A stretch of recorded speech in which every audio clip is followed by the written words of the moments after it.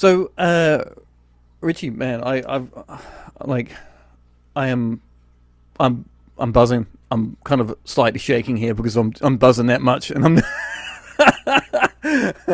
because it is, um, like, I feel like there's so much of what you put out there and talk about openly is really important as dads, and you are a dad, right? You're a dad to two children. Um, I kind of want to just reel off some things here that what you do, which is amazing. Um, as you know, you're a fight coach, a personal trainer, a public speaker, which I really want to talk about as well. And you talk about so many aspects: mental health, pornography, violence, consent, uh, like masculinity. It's all there, and I'm so keen to hear how that's plugged into your life as dad and your kind of journey as dad.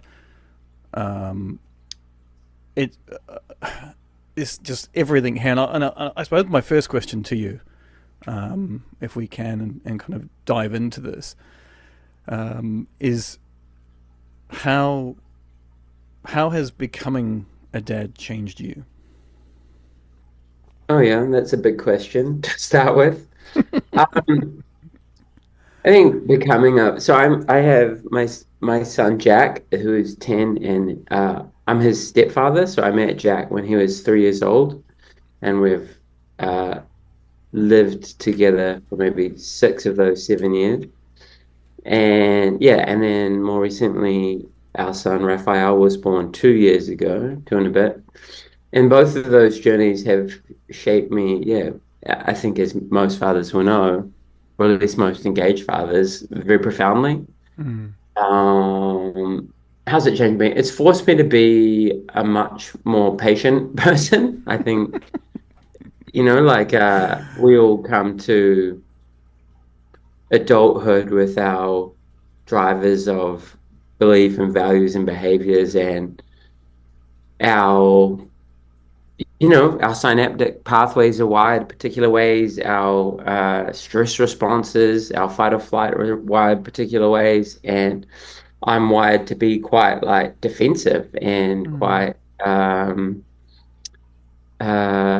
protective and can be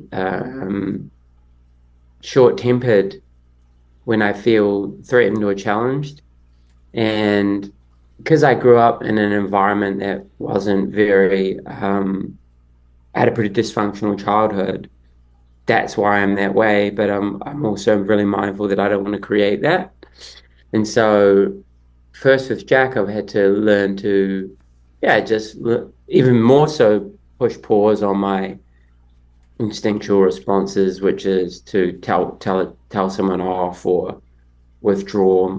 I think a lot of men can withdraw Mm.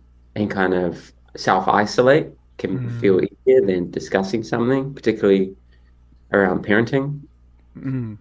And then, yeah, it's also taught me to be playful in a way that I find not that natural, and Do you that's think that further. ties in with masculinity? Sorry, I just want to jump in there. Do you think it ties in with masculinity a little bit there, that kind of being playful with kids?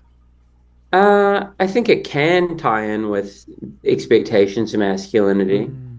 Like depending on how you grow up yourself and the cultural environment you find yourself in, men aren't meant to be like silly Mm-hmm. and take their guard down and be vulnerable or gentle or goofy.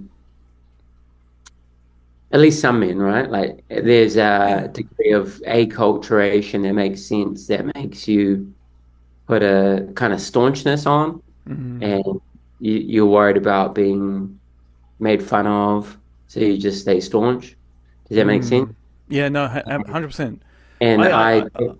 I've definitely to some like I like to goof around with my friends and tell jokes with adults, but when it comes to like just doing silly stuff for the Mm. sake of doing silly stuff. That's a relatively new thing for me. Interesting. I've been Interesting. quite a self-contained, self-controlled, disciplined person Yeah. that got me through all my 20s and 30s and kept me away from alcohol, drugs, Yeah. you know, extracurricular violence and all the risks that go with young adulthood. But at the same time, I've had to learn to like loosen up my rigidity as a Mm. father because kids get sick and things come up and you have to Yeah. be spontaneous and playful and um, things don't have to make sense logically and rationally. They just can be. Mm. And being a father's become a really nice way to, I guess, soften. And I think a lot of men need to soften into their fatherhood. Not all, Yeah. but many do. Yeah. I agree with you on that. I I grew up I grew up in New Zealand. I grew up out in West Auckland. I think like Oh, yourself me actually. too. Where did you grow up? I grew up out in kind of basically Massey, It's pretty rough out Glendine. there, dude. It is now anyway. My parents actually just kind of moved out of there. They're into Hunga now. Oh yeah. But Which is kind of like on the come up. right, yeah, it's a it's an it's an interesting like I often kind of think back to kind of growing up and how life was for me and how kind of my dad and all those kind of things were for me um, and it was so I know like how it can be kind of growing up in New Zealand. Like, I think it has morphed and changed in good ways and in bad. Um, and I'm living here in Japan as I'm exposed to a lot of the uh, Japanese ways of kind of raising children as a dad, which is really different than what I would naturally do. And how is Um, it different? I'm interested. I think that the men typically um, have I think in general cultures men typically um, have kind of dived into the work, and so that's the kind of where they've seen perhaps their value Yeah. um, as as dads because that's they can provide the financial kind of means for the family to survive in a traditional sense. And I think that still really um, goes on a lot here. I I have an English school. I see a lot of parents come in, and I probably see around about 95% mums and Yeah. 5 to 10% dads. Yeah. Um, and I and when I do see a dad, when I do see a dad actually come in, I saw one the other day actually. He came in, and I'm always like, wow, here's a dad. How crazy is this when I actually get excited to see a dad come in to and kind of help his son actually to kind of join up. And I think like, here's a dad like really actively involved, and Yeah, I think for me, I used to look at it from like the social constructivist viewpoint in that discrepancy in parental involvement was solely due to acculturation. Like men don't do this because it's woman's work and considered yeah, feminine, yeah, and they don't want to step outside of that gender role. And mm, some of that is indeed true. But there are, the older I get and the more I'm in the work and having become a father myself, having done the work around masculinity for a long time, there are other drivers of those outcomes, like primarily economic. mm, Like, it's really hard in our system to um, have a one parent income. Like both families need to work. When you do have a one parent income, for a whole range of cultural reasons, men tend to earn more money for the work that they do. So if you need to live off one income, it makes sense that the parent who earns the most money is the one to be doing that work, which is a good argument for improving equitable salaries for women, right? 100%. Do you But think that it's do you think that conversation between the husband and wife or partners needs to happen more often? Because I don't think that happens as much. I don't think.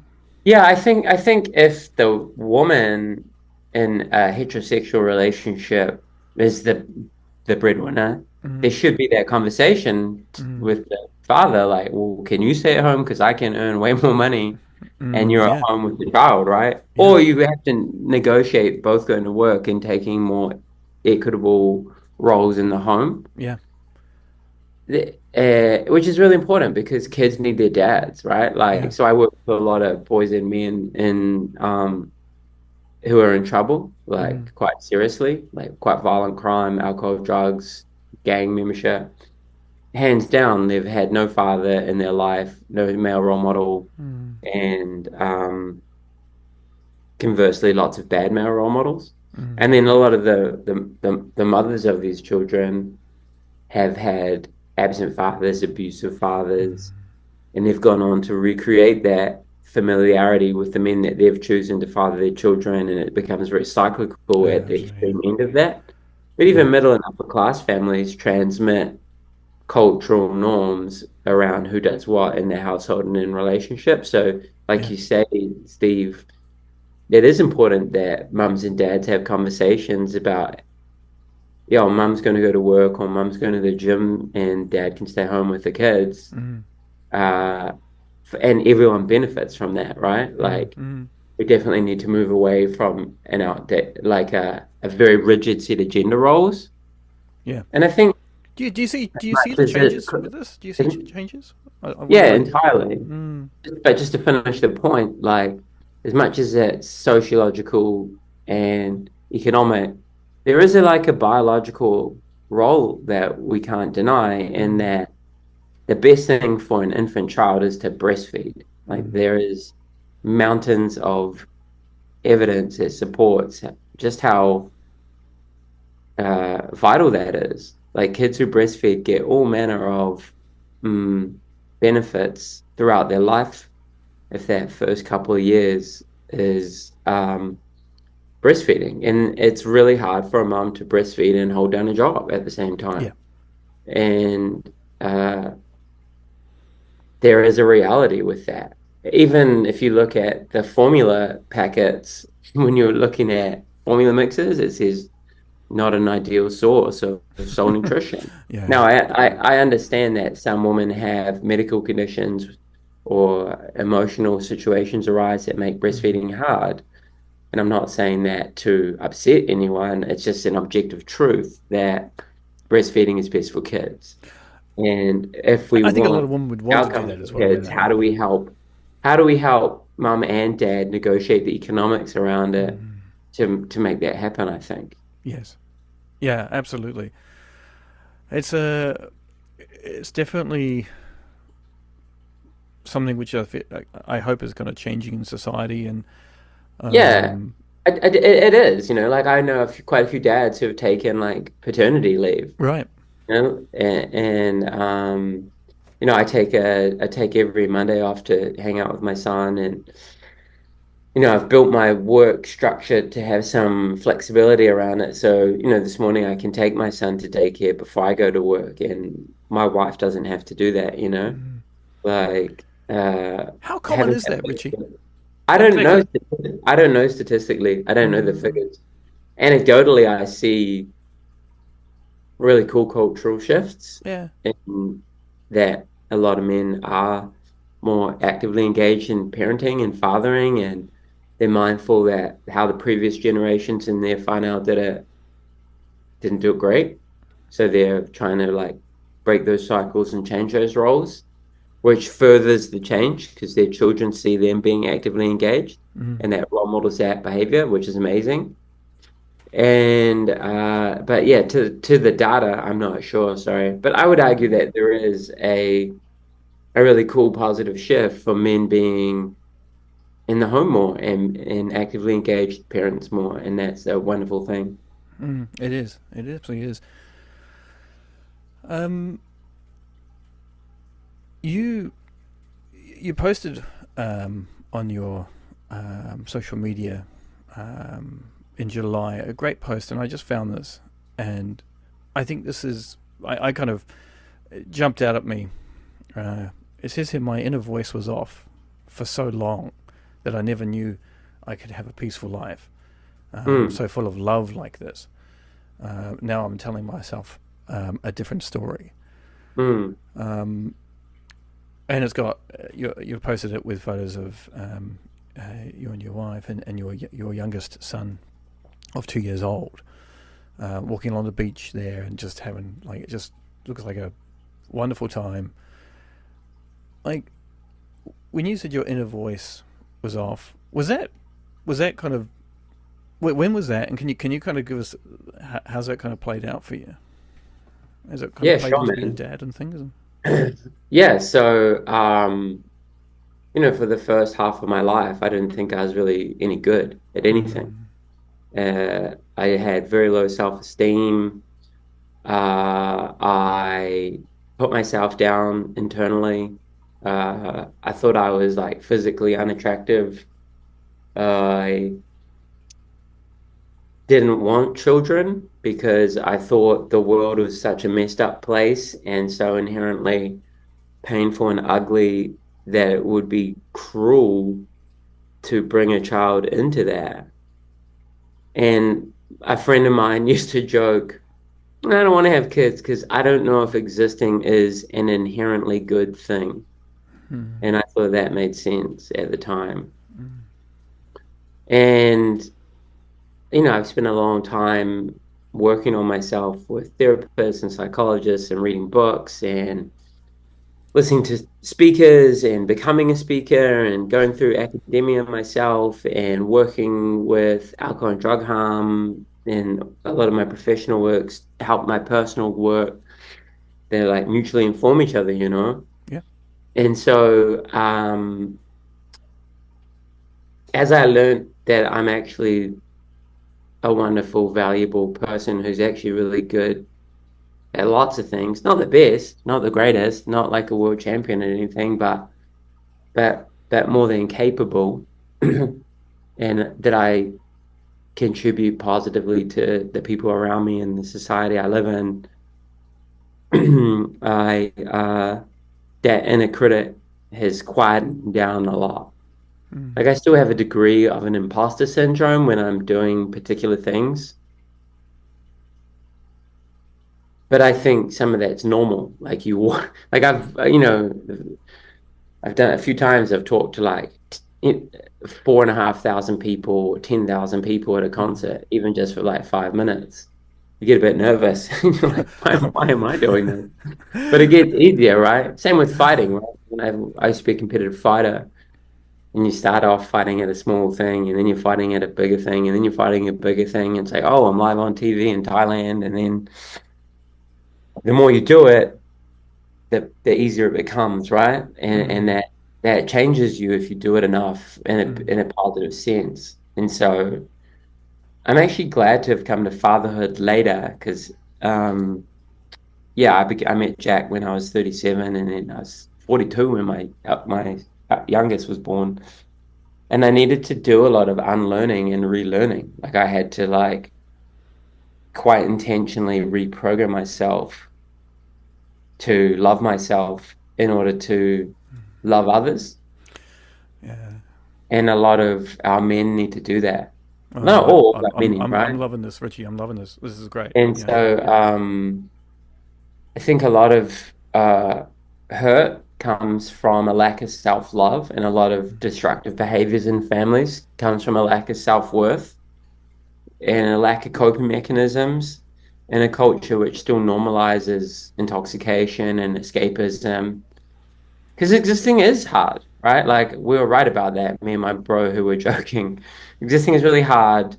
the first noble truth of Buddhism is that suffering is inherent, but what is it that you can do to like mitigate that and live with that in a way Mm, that, it helps us transcend those sufferings, mm, So you build those skills into your life and then you can role model them to the people around you and then your children, and you become like wholer, right? You don't have to constantly escape yourself.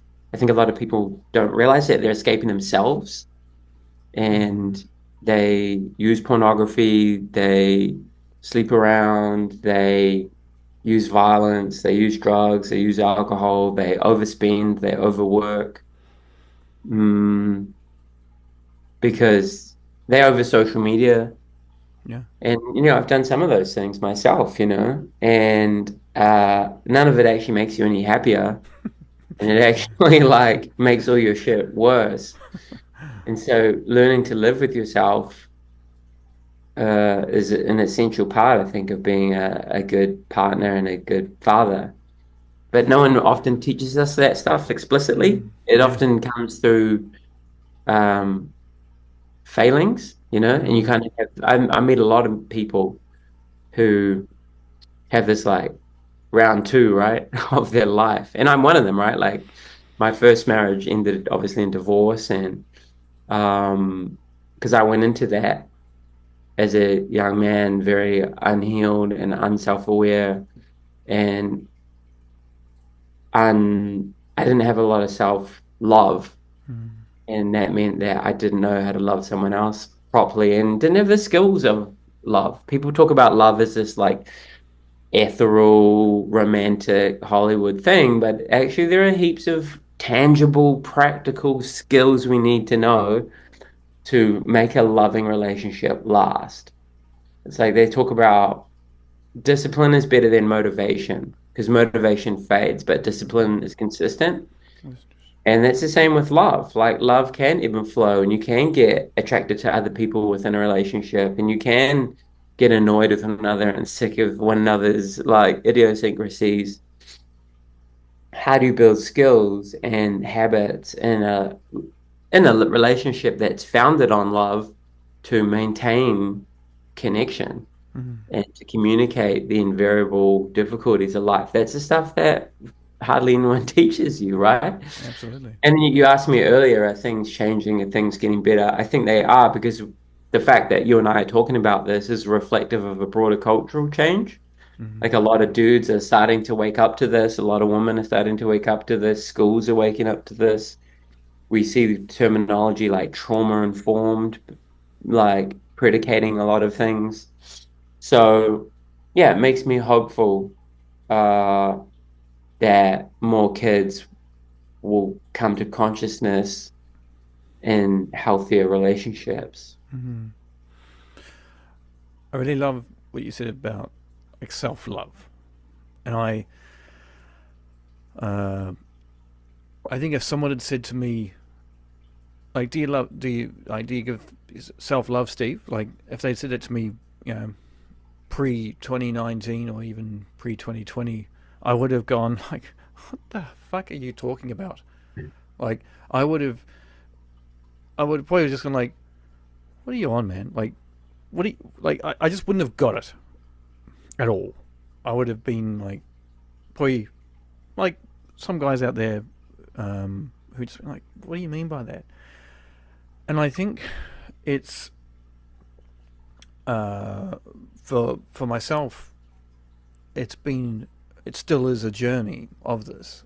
I It started with me when I burnt myself out in 2019, um, and it was so much there. It was connected with the trauma of my son being born and the operations that he had and his I don't know your diagnosis. story. What happened to your son? Well, he was born back in 2008, and he was born with Down syndrome, um, and he had uh, multiple. He had a few holes in his hearts. He didn't have an anus when he was born at all, Oh, um, and so that had to be surgically created, cut and created within the first 6 hours of him being alive. Um, I'm really uh, sorry. It's really hard. it was, it was hard, How's and he doing? Is he okay now? yeah, he's he's doing well, and in that sense, he's doing absolutely fine. That he is, he challenges me every day, along with my other son as well. I've got two, um, but that that first year, 2 years, Mm, were I didn't know how hard they were on me. They were extremely hard on my wife, um, and I think the biggest difference that I can kind of from that I can kind of see is what happened is my wife had she was able to cry, she was able to release and kind of she had you know she was talking to kind of mums and there was an outlet. mm, I didn't have the mm, outlet, mm, and mm. I Yeah, a didn't lot of even men don't, eh? yeah. Particularly if you're in a different country. I imagine a lot of your Mm, social network's not there and your family's not there. mm. Well, But this is almost pre social media. This is like 2000. This is yeah, dude, that's 2008. real So it's hard, dude. And then you carry all that around. That's why mm, so many men, I always talk about this when I'm talking to men and boys about masculinity. I'm like, yo, dude, like if you don't have a healthy outlet, you'll explode. No, I feel quite moved by your story. But you will explode. And how that explodes is always damaging yourself or the people around you, you know? yeah, Like men, um, yeah, I mean, you know the data as well as I do. Like men are killing themselves more, yeah, killing each other more, using street violence more, dying car accidents more, ending up in prison more. We die of preventable illness exponentially more. We work ourselves to death more. We tend to have more addiction and substance abuse.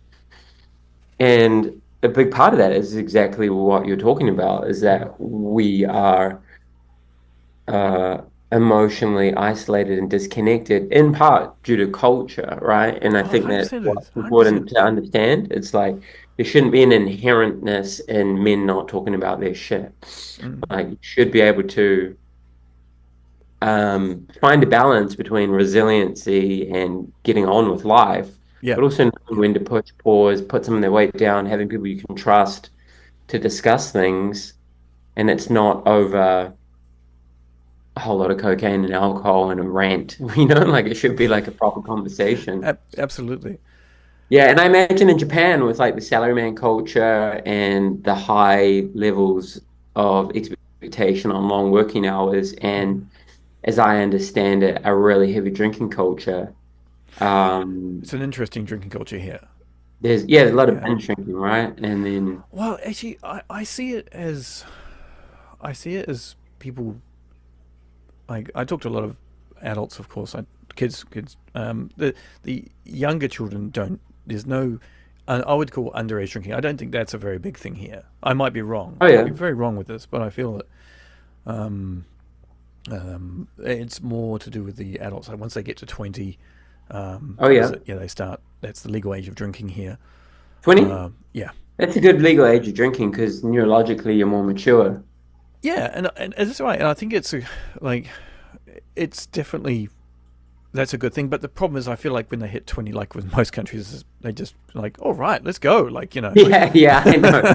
There's an argument though, right? Like, because New Zealand obviously has had a binge drinking culture for a long time too, mm, and so does Australia. And yeah, there's that argument. It's like, oh, if you let them drink younger, more sensibly, it'll be better. But the data doesn't support that. mm, They mm, argue that one of the best things you can do to reduce alcohol-related harm is have a later drinking age. yeah, But then you need a whole lot of stuff around that, as in like much higher alcohol prices, banning, sponsorship, marketing, yeah. all that good stuff. It is. It's interesting. I was watching. I'm just kind of diving off here because I was watching one of your TED Talk videos. This is a couple of years ago, and you were talking about kind of advertising and alcohol and how it like it's so subliminal, like this marketing of advertising and Oh cigarettes yeah, and it's all this kind terrible. of stuff. And I very recently stopped drinking. Um, Oh, way to go, bro. and thanks, man. This is me giving you a fist bump. There we You should go. fist Right bump back at that. Here we go. Oh man. you. And it's like it's not fucking easy. I can tell you that. There's a period of when I was like, you walk past the store and you see the beers and you're like, oh man, I could, do one of those on the way home, or you know. But then there's like, okay, like no, I'm gonna just not do that. That kind of I had to be be firm on myself in a way, and I've now got to a point where I'm not. I don't look at alcohol and go, wow, that would taste really nice, or you know, I don't have that. But Oh, it's that's a great. journey for me, and I know that Yeah. not everyone can do that now or wants to do that. I totally respect that. Um, but um, kind of that video that you kind of the TED talk that you did, it kind of highlighted some real things that I think we just ignore. I think we ignore as people. We're I unaware. don't know if I think it's part in that we ignore it, but also like we all come to consciousness in a culture which is very shaped by industry. Mm, yeah, Like absolutely, absolutely. some of the smartest people in the world make hundreds of millions of dollars ensuring that alcohol and other addictive substances, such as social media, are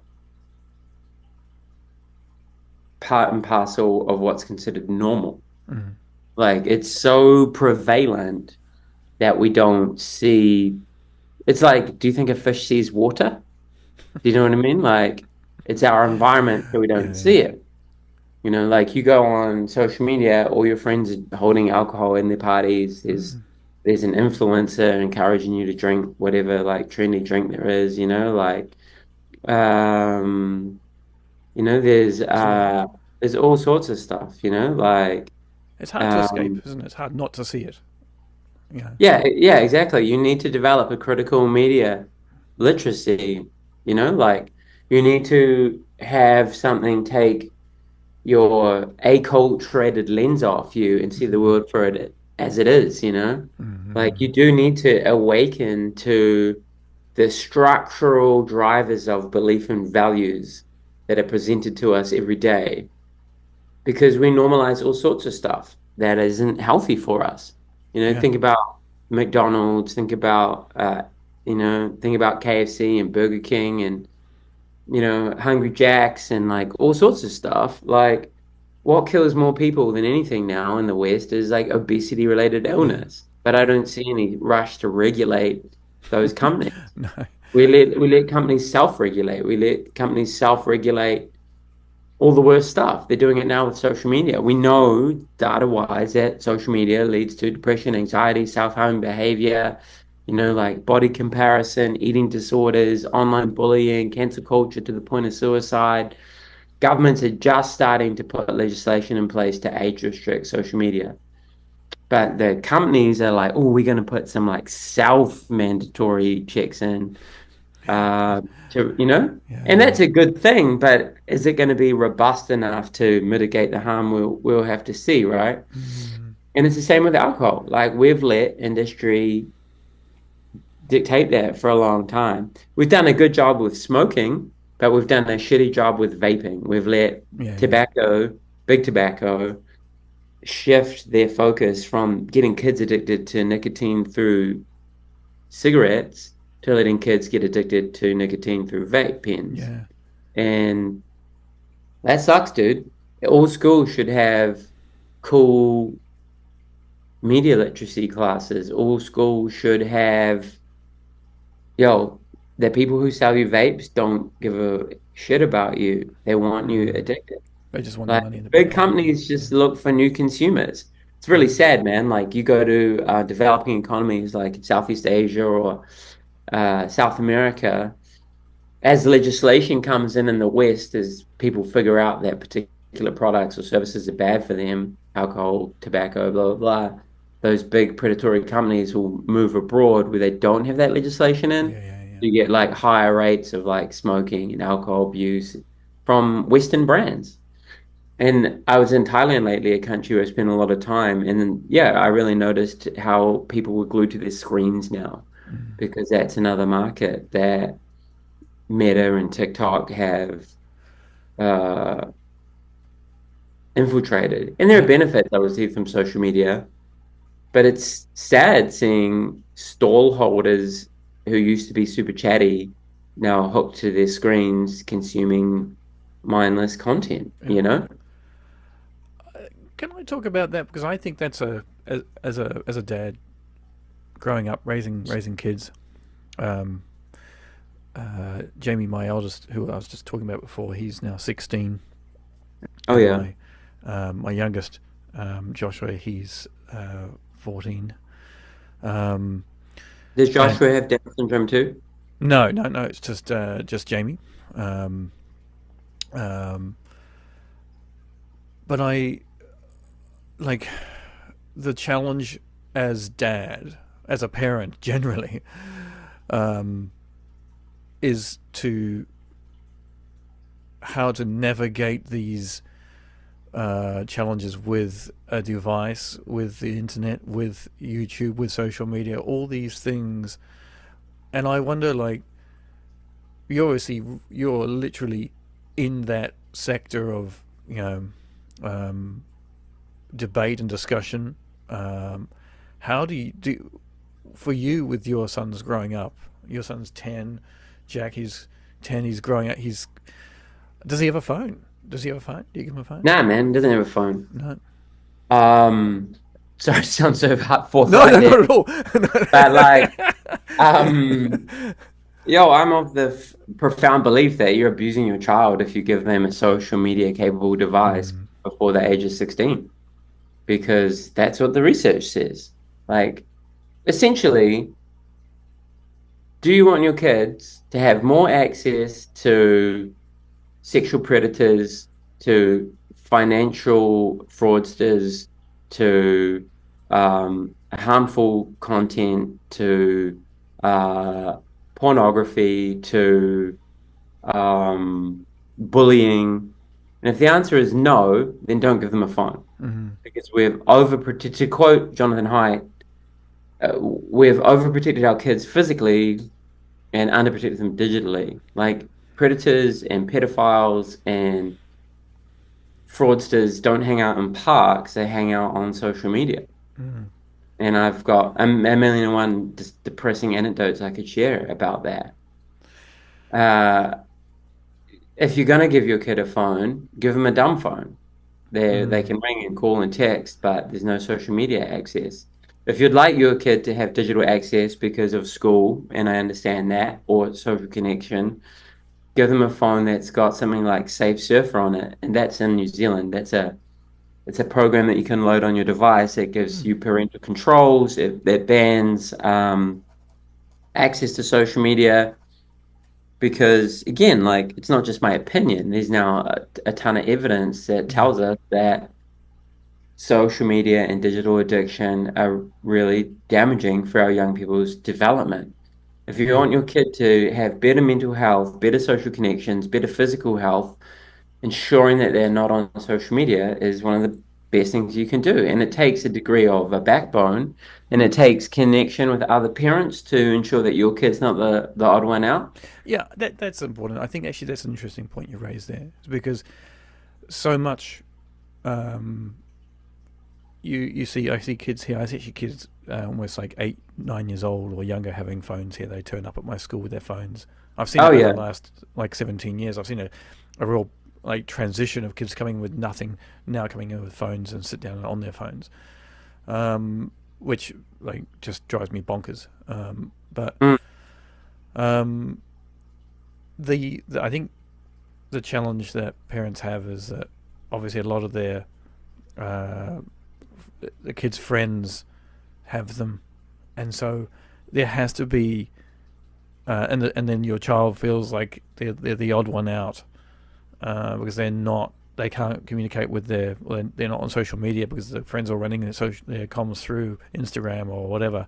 Yeah, yeah, Um, yeah, yeah. and that's really shit for the child because that can, of course, as you know, can lead to kind of social isolation from your friends, and then bullying and so on. So it's a really delicate battle. But I think the parents have us as parents. Well, I think a lot of parents don't know how to parent anymore, and they just want to appease their child. Yeah, And yeah, I think I agree and with you. actually, if your kid says, "I want this, I want this, Mm, I want this," and you just say yes, yes, yes, you're actually setting your kid up for failure. mm, Because as much as I work with underprivileged kids, I also work with like very privileged kids, mainly through Muay Thai and kickboxing, but also in schools.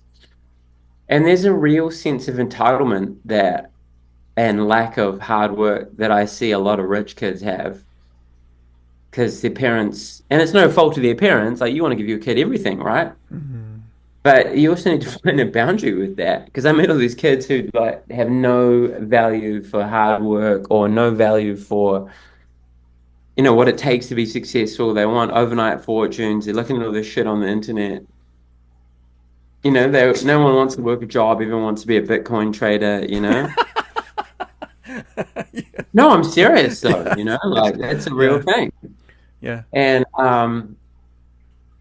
telling your kid no is hard but necessary. Both my kids wake up, my 2-year-old and my 10-year-old, and they want to watch TV. And, you know, 8 times out of 10, I'm saying no. Mm. And Do you then feel when like I, an asshole, Richie? Honestly, I feel like an yeah, of asshole when I course say you no do. to my Because kids. I feel like I'm feeling like a my bad two year dad. old will cry. My 2-year-old will cry or whatever. Because that's how 2-year-olds communicate. Yeah, yeah, And I'm like, no, no, here's a puzzle. Here's some toys. Here's some yeah, cars. Here's your blocks. Here's your drawing. And then he gets over it and gets into mm, it. yeah, And long term, I know that's better for him. mm, Like yeah. if my kid said, I want McDonald's, and I said yes. I mean, don't buy McDonald's. Like I haven't bought McDonald's since I was 17. That's like 27 years ago. Like, but using it as an example, um, and I said yes every time. Mm, I'm going to give my kid high blood pressure, yeah, obesity, low self-esteem, mood-based disorders. Why would I do that? I'm not going to, so it's yeah, the same with like his digital diet. I have to be really intentional about that. And I wish more people were. yeah. Intentional. I love that word. Um, Intentional and consistent. Oh man, that word. I struggle. I struggle with being. I feel like I struggle with being consistent sometimes. Yeah, I can too, because I can be a little, particularly with my eldest, I can be like, if I'm in a really good mood, I'm more lenient. If I'm in a stern mood, I'm less lenient. Like this, Yeah. I'm like, yeah, cool, man, go for it. And then other times I'm like, no, that's terrible for you. But across the board, like I like to think I get it right more often than not. Yeah. Yeah. It's a tricky road for us dads, and parents in general. But of course, like I think that dads have the kind of unique challenges, and that's I feel it's kind of linked with so many things, and like kind of drawing it back into kind of masculinity and all those things. We feel like we've got to have all the answers as well. Sometimes Yeah, we, yeah, yeah. I know, I know. I don't know about you, bro, but often my wife or will be like, just want to tell me something. She just wants to express an emotional experience mm, or an experience. She doesn't want like pragmatic, practical advice on how to deal with it, right? But I think as a man, I'm like, okay, how do I problem solve this? Like how do I do this? yeah, And I think a lot of men get that wrong, right? Like we think we're meant to have all the answers, and the only reason someone's telling us is to get an answer or a mm, solution. yeah, And then we get frustrated when they don't take that action, or at least me. And I, yeah, and then actually the solution is in the listening and the hearing, like they're genuinely hearing, yeah, like giving mm, someone a space to like express themselves and talk through something without trying to problematize and solution and find a solution for it. I think something was at least this is anecdotal, like something yeah, I've observed we could do better as men. yeah, 100%, absolutely. I want to kind of circle back a little bit into kind of that. We kind of touched on kind of trauma and things like that because I originally started this podcast 2 years ago, and I was only speaking to dads who of special needs children or children with disabilities, Oh wow, gnarly. and that's what I wanted to do, and it was a bit like therapy for me because I felt like I was seen and I wasn't alone in this because I felt so alone for like 11 years, for the first 11 years. But uh, I I think that a lot of dad, like not a lot, not like take a lot out of there. Some dads um, can walk through their worlds um, not not knowing how to be the best dad. They want to be the best dad, but they don't really know how to be the best dad. Dude, totally. It's most, Um, isn't it? and it's like the kind of realizing that they have to kind of make changes, realizing that they need to um, take action and look at who they are, what they are, and why they're shitty. Come home from work and why they're shitty and snapping and hit and hooking into the beers or surfing the porn channels, whatever, Mm. um, to get their kind of fix and then and they trot off to work the next day. Um, what is um, what are some for dads to who are listening to this? Um, do you have any advice for dads who might be like, okay, I kind of know how to be better. Where what can I do? I might have, I don't know. My son's got this diagnosis or my daughter's got this diagnosis. Is there like I'm a big fan of therapy and counselling. Me too. Um, Yeah. I I I feel like that's kind of saved me personally, and then as turn it's kind of saved people around me. We should make a t-shirt. I'm going to make a t-shirt. Therapy saved my life. It'd be cool. Um, so I suppose like what is your perspective on this for dads to how can they actionably look inside themselves? Do you have any kind of Yeah. How do you actively look inside yourself? I don't think there's any one right way. And I actually think a lot of the stuff is in combination. But if you're aware that your behaviors aren't the best, or you are worried that they might not be, or you're curious about them, then as you say, Steve, like therapy, psychologists, counselors, they're all great places to start. I think men's support groups, so long as they're not like a men's rights advocacy, sexist sort of men's group, can be really good as well. You know, but yeah, men's support groups. I think exploring things like breath work and mm, meditation, where there's a filtering of our consciousness, can be difficult but important to go alongside, you know, things like psychology and therapy, or in their own place. Some people have like dedicated meditation practices, which are part and parcel of their growth journey, their healing journey, their movement towards like some degree of self-discovery and mm, self-knowledge. Because that's really what you're exploring, right? Like mm, knowledge of self. yeah, Um, I think prolonged sobriety is an essential part of that journey, uh, or at least sensible relationship and a mindful relationship with alcohol and other drugs. Because I know some very conscious people who do imbibe intoxicants, and I know some very unconscious people who don't. But I think as a rule, sobriety is a wonderful tool for developing self-knowledge. mm, I think putting a buffer between your work day and getting home is helpful. So that's not the pub or the titty bar. I think the gym, a walk, conversation with friends, going to a movie. No, I mean, these are all sound probably a bit luxurious, but even a half-hour break before you get in the front door from work can be quite good.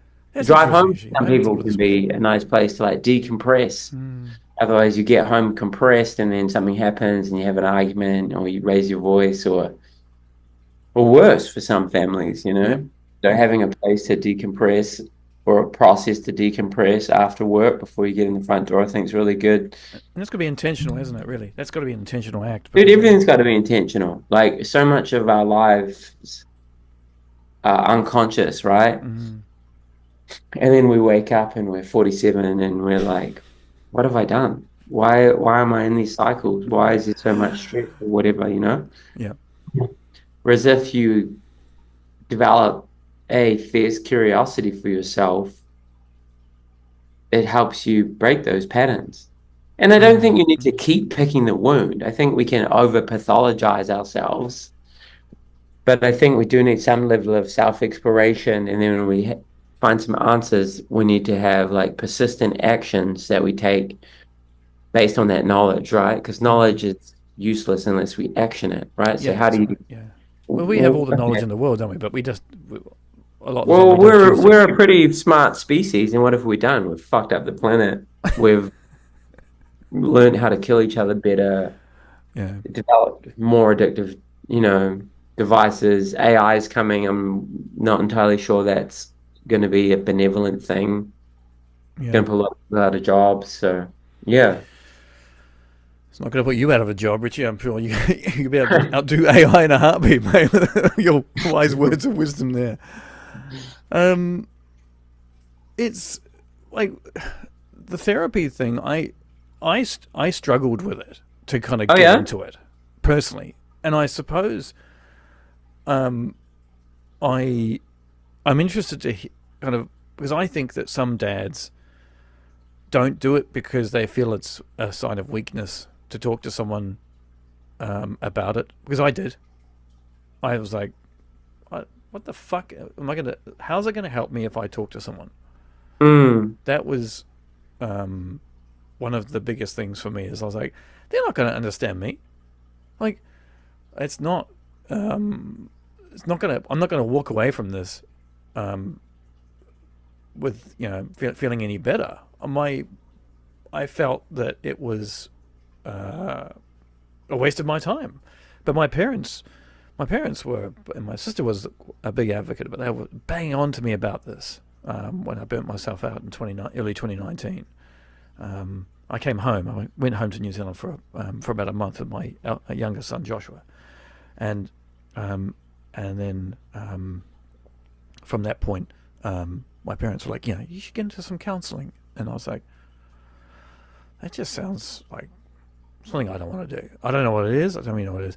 And I guess what I'm getting at, Richie, is like there could be dads out there that think very similar because they feel it could be like a sign of weakness to go in there and yeah, yeah, yeah. and sit down Yeah, in front of someone I think and it's a cultural hangover that is slowly shifting, right? mm, But you're right. Like a lot of men do consider it weak to speak, and the opposite is true.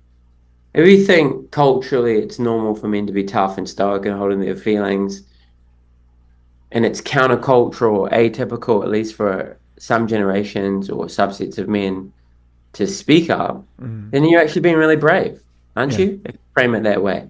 If you're doing what everyone else is not doing, if you're swimming against the tide, if you're going against the grain by exploring yourself and being emotionally vulnerable, even though no one else is doing it, and might even like you might have like a social punishment for that, you're actually being really brave, yeah, and we need to frame it as such. Like it's not weak to speak; it's actually super brave to ask for help mm, and you need to do it. Particularly if you're cognizant enough to be, oh, yo, I've got some stuff going on, yeah, right? yeah, So how do you like continue to culturally normalize? And I think we're doing a good job. Like in New Zealand, obviously, guys like John Kerwin and my friend Mike King, you know, really framed like paved the way in there. yeah, And there's new guys like myself or Mateo Brown, she's not your rehab. Another Tuakana, another big brother of mine. Victamity, Phil Pikea. These are all New Zealand names, and you can find names. I'm sorry, I'm not familiar with the Japanese masculinity statement. But there are Well, names, me there are too. different people in different countries doing this work, right? But in New Zealand, I really want to acknowledge those guys. Yeah, I think it's so important. I feel it's really important back home. Like Yeah, it's yeah, but yeah, because we do have such a terrible suicide rate for young men, particularly yeah, young Māori men, but men in general. You know, the next biggest cohort of people who kill themselves here after young Māori men is like, I believe, middle-aged Pākehā men mm, who often have rural-based livelihoods, like farmers and mm, stuff. yeah, right. But yeah, so how do you help each other speak up and encourage each other to speak up and explore your mental health and your emotional health and your Yeah, whakapapa? Like, where have I come from and how's that landing in me? yeah. How's it affecting my kids, you know?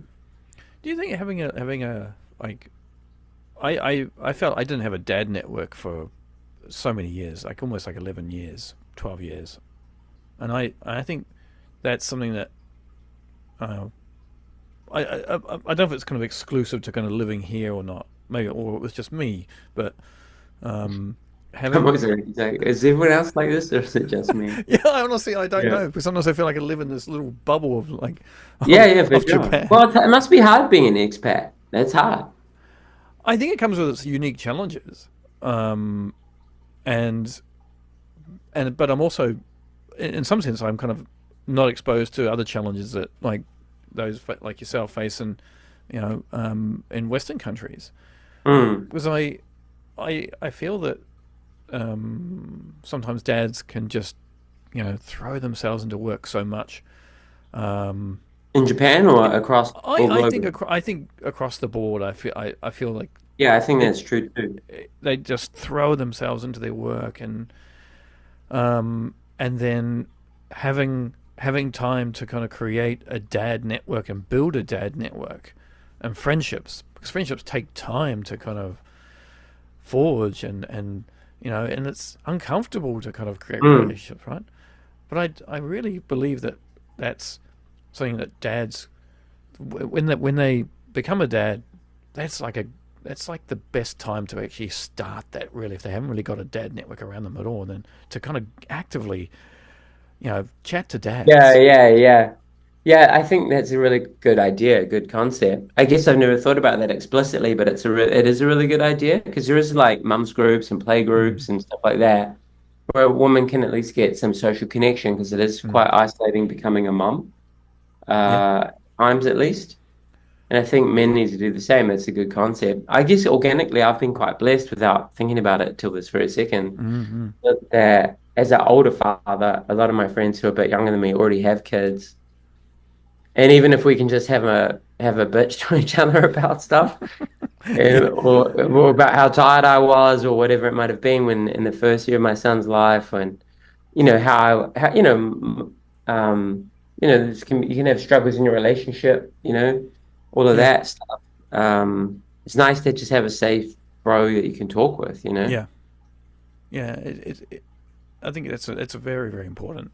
Yeah. Um, and some dads because of their situation, and again I refer this more so to dads that have got kids with not all not with kind of disability special needs because they feel very alone Mm. in that world and they because of the amount of kind of care and attention that they need to kind of put into their children is it can sometimes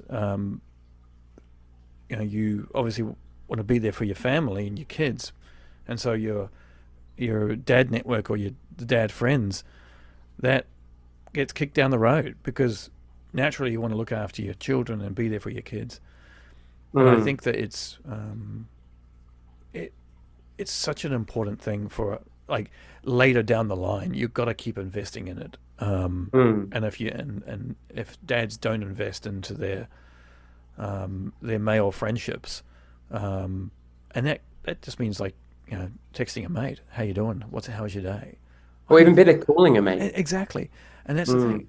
Mm. I think it's so important, and and it's underrated. I feel like it's really underrated. Um, Yeah, I agree. Yeah, I totally agree.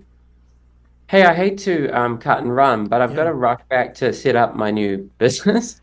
So I hopefully you can edit this excerpt out. But like, absolutely. did you have a last closing question or? Um, But I've really enjoyed talking with you, and I'm sorry I have to run off. I just have a million things to do, oh, dude. mate, I absolutely. I'd love to ask you one question. Sure. If you could whisper into your ear and give yourself some advice when you became a dad, what would that be?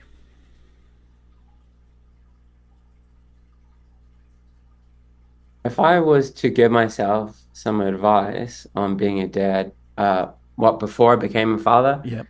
it would definitely be to understand what giving birth and going through pregnancy does to my wife or your wife, because there are huge like emotional, psychological, mental health aspects that many of us don't understand as men, like the hormonal changes, the body changes, the weight gain, the breastfeeding, the sleep deprivation, what that does to a woman. And I think it's really important because as aware of things as I am, I didn't understand the full depth of that and was quite blind to it. I would say like talk, read, listen about what pregnancy and the first 2, 3 years of childhood do for your partner, Mm-hmm. whether you're with them or not, right? Like if you give a shit about your kids, you need to best know how to support the mother of your kids, and that requires some explicit education. So Yeah. whether you just hooked up with someone and they got pregnant, or you're in a long-term relationship, learn about that what that does to a woman's mental health and physical health, and learn how you can best support her for your own relationship, but also for the outcomes for your children. Yeah. Yeah. Interesting. That's great advice, actually. Great advice. Hey, Richie, man, I thank you so much for making your time today and coming on and sharing your journey and your advice and everything you've got there. Keep doing what you're doing, my man. You're doing amazing work, and I love it. I absolutely love it. Well, I'm I have to hooked. say you've been incredibly kind to me, and I'm very humbled that you're interested in talking with me, and I've enjoyed talking with you, man. And I love what you're doing, man. Like more dads need to have these conversations, and you're out here driving that. So big respect to you, man. Appreciate Well, it. thanks very much, Richie. Hey, have a great day, man. Welcome. Yeah, you too. Take it easy, man. See you Okay, later. bye, brother. See you, man. Peace.